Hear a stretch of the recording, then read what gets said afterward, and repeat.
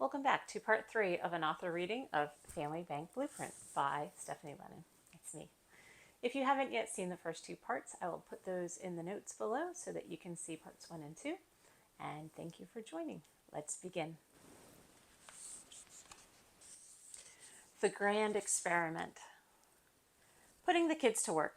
The next step was identifying household responsibilities for each child. We decided the chickadees could be responsible for getting themselves ready for each school day.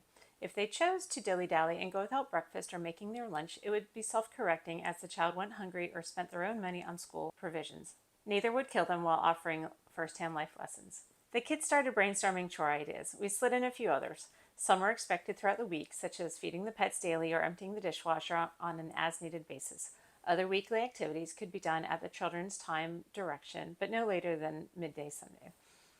Beyond the morning flurry, several other tasks fell squarely into kids' skill sets. They had already started setting the dinner table, accompanied by the privilege of deciding who got to sit next to whom. Clearing the table was much less enticing, but they engaged when asked. The desired new behavior was to go beyond stacking dishes on the counter or the sink and ensure that they made it into the dishwasher. Starting the dishwasher became a favorite job that each initially enjoyed. Once clean, the older two could empty the whole dishwasher using chairs to reach the cupboards, and the youngest could put away the silverware. As the littlest got older, she joined the rotation for fully emptying the dishwasher on her own. Initially, they were asked to tidy their rooms before bed roughly every other evening, including getting dirty laundry into the baskets turned the right side out. They carried these baskets down on laundry day and helped get the machine loaded and started. Once a week, they vacuumed their rooms as a prerequisite to collecting their weekly allowance payment. As they got older, they took on full responsibility for their own laundry, including folding and putting it away. The final expectation was that they would each engage more actively in taking care of the dog. When Mr. Toad joined the family 6 months earlier, each swore up and down that he or she would take care of him at every turn. Not surprisingly, this tapered off quickly. The kids cheerfully gave him his meals, but they had to be reminded constantly. Before installing the fence, Mr. Toad enjoyed long walks 2 to 3 times every day. After the fence gave him free rein of the yard and the weather started getting colder, walks became sporadic. The kids rotated whose turn it was to pick up the poop while walking, but left his own devices in the yard. Mr. Toad left landmines everywhere. Nobody put effort into cleaning up after him. Since they were getting new responsibilities, the final task preceding payday was each to pick up 5 poop piles and deposit them into the waste bin. In advance of payday seemed to be the moment they would be most motivated to do it. One week, the youngest decided she wasn't going to do her weekend chores. She was asked and reminded several times. Ultimately, she received no weekly allowance.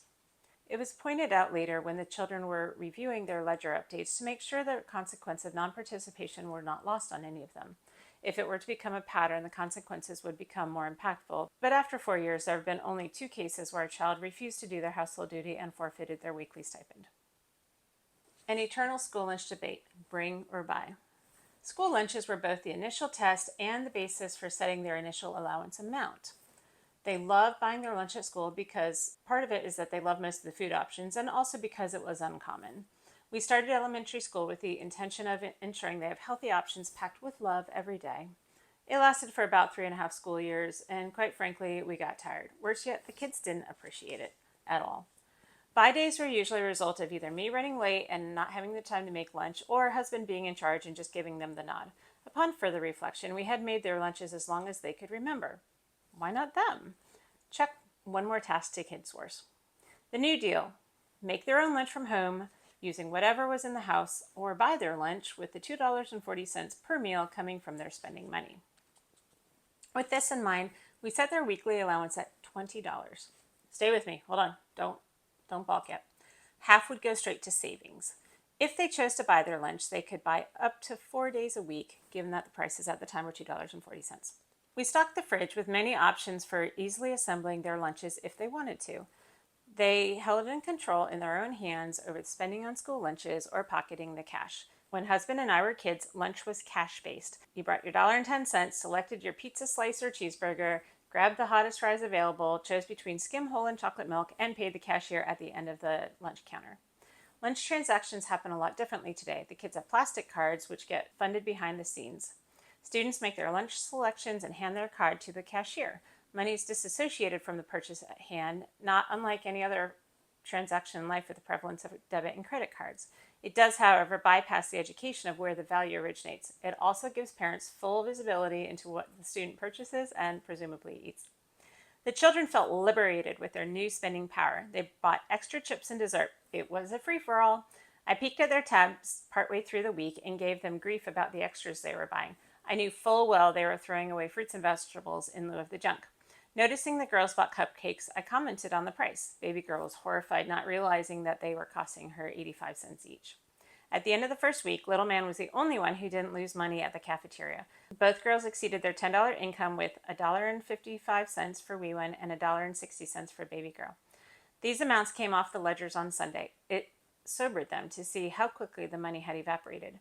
Midway through week 2, each looked at it differently, though all agreed that buying lunch was awesome.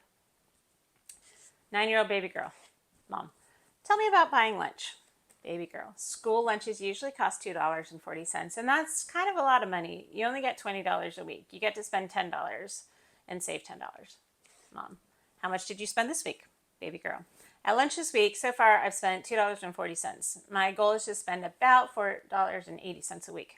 Mom, what's the best part about buying lunch? Baby girl, I love the food there. That's why I buy. But I know I'll use all my money if I buy every day. So I plan to buy on Wednesday and Friday. Every other Wednesday, you get French toast sticks. I love them. Friday, you get pizza.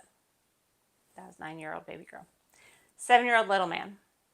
Mom, who paid for your lunches this week? Little man, me. Mom, how did that feel? Little man, good. The girls spent $6 more than me. Mom, so what does that mean at the end of the week? That you spent less money than them? Little man, I get $4.10. Mom, where did that $4.10 go? Little man, my spending account where I can buy stuff. Mom, what will you do differently this week? Little man, I'm not spending so I can have more money. Mom, what are you going to do with more money? Little man, buy a phone or something. He was 7. All right, 5-year-old wee one. Mom, what did you spend at lunch this week? Wee one, $2.25? Mom, no, $11. What did you earn this week? Wee one, $10. Mom, you spent more than you earned. What happens if you spend more than you earn all the time? Wee one. Mom, you run out of money. If you have $0, what do you get to buy at Target? Wee one, nothing. Mom, do you want to buy nothing at Target? Wee one, no. Mom, what will you do differently this week?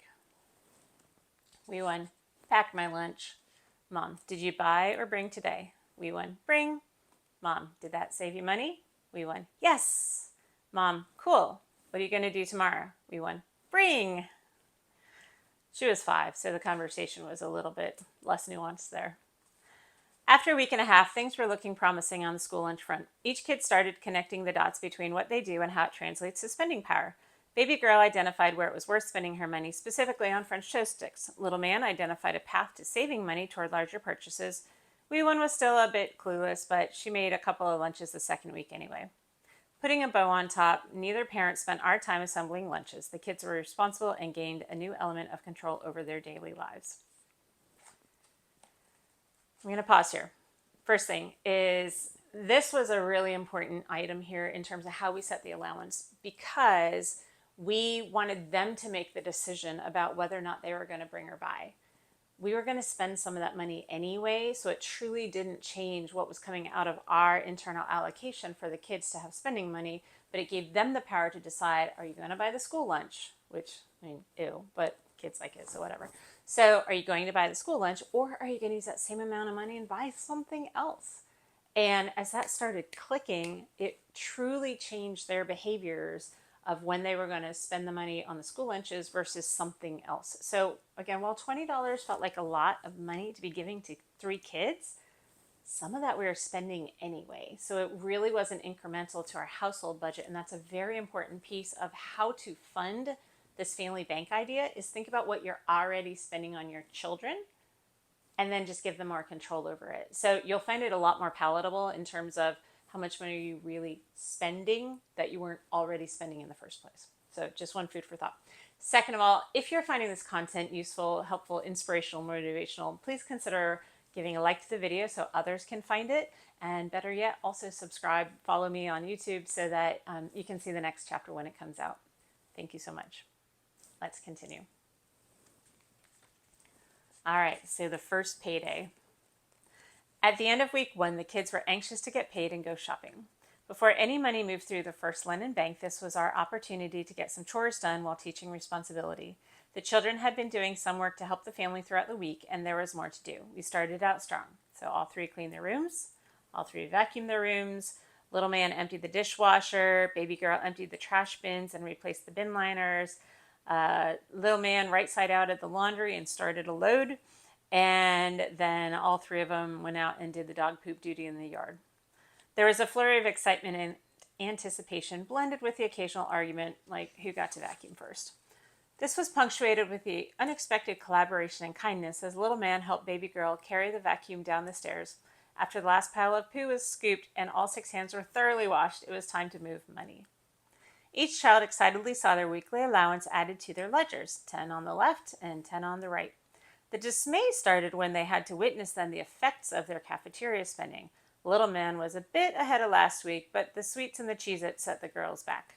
There were a few but as each had a positive starting point, nobody felt any pain yet. It fostered good conversations, including the opportunity to influence the grocery list. Next was the opportunity to spend their allowance. The kids had been looking forward to this all week. We tried several approaches to slow them down, including offering a $5 bonus for spending nothing, just as an experiment, and a $2 bonus for spending the least of the 3. We attempted to pin them down on exactly what it is that they wanted to buy in order to avoid wandering the aisles of Target aimlessly. Only Wee One could crisply articulate exactly what she wanted and where it was in the store. It was looking like everyone wanted more Pokemon cards and stuff, despite our house being littered with hundreds of these little collectible cards. Husband tried every argument possible to offer different ideas. Why are you buying more of what you already have? How about something new? Do you guys even play the game anymore? And how about saving your money for like that Nintendo Switch that you guys want? The kids were determined. We headed to the store as a family. Husband set a 10-minute deadline to make their selections and get to the checkout line. Wee One found her coveted item in 12 seconds. Baby girl and little man took the full amount of time. We walked out of the store with $70 of Pokemon stuff, augmenting their allowance with pre-existing funds from their ledgers, and the children were elated. Baby girl got the $2 bonus, spending 60 cents less than her younger siblings. All 3 of them went to bed happy. Next time we'll talk about what happened as we found additional cash lurking in the house and how we started paying interest on their balances. Thank you for joining me for part 3 of Family Bank Blueprint, an author reading, and please like or subscribe. Appreciate you.